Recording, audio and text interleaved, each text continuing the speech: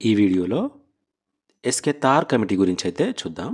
మొదటగా అయితే సింపుల్గా చూద్దాం. భాష ఆధారంగా రాష్ట్రాలను ఏర్పాటు చేస్తే ఎలా ఉంటుంది, అసలు ఏర్పాటు చేయొచ్చా, ఏర్పాటు చేయొద్దా అనే ఉద్దేశంతో ఈ కమిటీని ఏర్పాటు చేయడం జరిగింది.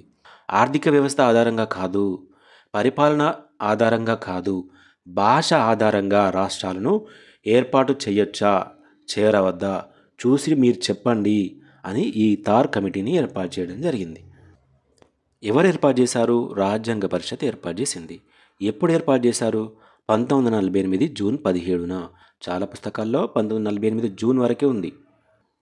పూర్తి డేట్ గుర్తుంచుకోవడానికి ట్రై చేయండి. 1948 జూన్ 17న తార్ కమిటీని ఏర్పాటు చేయడం జరిగింది. రిపోర్ట్ ఎప్పుడు ఇచ్చింది? అదే ఇయర్లో ఇచ్చింది. అదే ఇయర్ అంటే ఇప్పుడు 1948లోనే ఇచ్చింది. డిసెంబర్ 13న ఇచ్చింది. ఓకేనా? 1948 డిసెంబర్ 13న రిపోర్ట్ ఇచ్చింది. అంటే దాదాపు 6 నెలల్లోనే రిపోర్ట్ ఇచ్చింది. అదే తెలంగాణ ఉద్యమం సమయంలో ఏదైనా కమిటీని ఏర్పాటు చేస్తే అది రిపోర్ట్ ఇవ్వడానికి చాలా సంవత్సరాలు పట్టేది. ఒకవేళ రిపోర్ట్ ఇచ్చినా దాన్ని పట్టించుకోకపోయేది కదా. ఓకే, తార్ కమిటీని అయితే 1948 జూన్ 17న ఏర్పాటు చేస్తే అది 1948 డిసెంబర్ 13న రిపోర్ట్ ఇచ్చింది. ఎందుకు ఏర్పాటు చేశారు? భాషా ప్రాతిపాదికన, భాష ఆధారంగా రాష్ట్రాల ఏర్పాటు సాధ్యమో కాదో పరిశీలించుటకు, భాష ఆధారంగా రాష్ట్రాల ఏర్పాటు చెయ్యొచ్చా చేయొద్దా అని పరిశీలించడానికి ఈ కమిటీని ఏర్పాటు చేయడం జరిగింది. ఓకేనా? అధ్యక్షులు ఎవరు? ఎస్కే తార్. ఎవరండి? ఎస్కే తార్ అధ్యక్షుడు అని చెప్పుకోవచ్చు.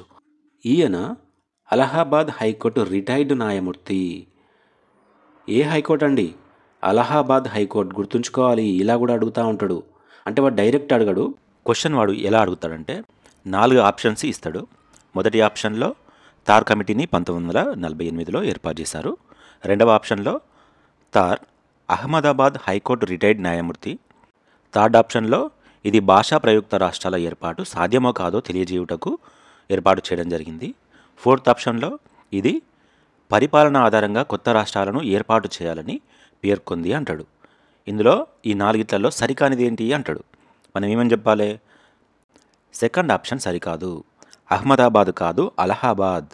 అలహాబాద్ హైకోర్టు రిటైర్డ్ న్యాయమూర్తి తార్. అయితే సభ్యులు ఎవరండి? పన్నాలాల్ మరియు జగత్ లాల్. పన్నాలాల్ మరియు జగత్ నారాయణ్ లాల్.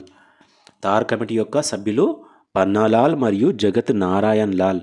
గుర్తుంచుకోవాలి. తార్ అనడంతోనే గుర్తుకు రావాలి. పన్నాలాల్ మరియు జగత్ నారాయణ్ లాల్.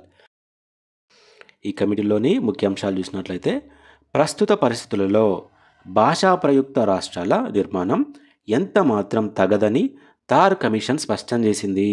అసలు భాష ఆధారంగా రాష్ట్రాలు ఏర్పాటు చేయడం కరెక్ట్ కాదని ఈ కమిషన్ చెప్పింది. కేవలం పరిపాలన ఆధారంగా కొత్త రాష్ట్రాల ఏర్పాటు చేయాలని చెప్పింది. పరిపాలనకు అనుగుణంగా ఉంటే మాత్రమే కొత్త రాష్ట్రాలు ఏర్పాటు చేయాలి తప్ప భాష ఆధారంగా రాష్ట్రాలు ఏర్పాటు చెయ్యొద్దు అని చెప్పింది. ఓకేనా? భాష ఆధారంగా రాష్ట్రాల ఏర్పాటును తార్ కమిషన్ తిరస్కరించింది. గుర్తుంచుకోవాలి, మర్చిపోవద్దు. తార్ కమిషన్ భాషా ప్రయుక్త రాష్ట్రాల ఏర్పాటును తిరస్కరించింది. ఓకేనా? ఇప్పుడు మళ్ళొకసారి చూడండి, ఫాస్ట్గా చూడండి.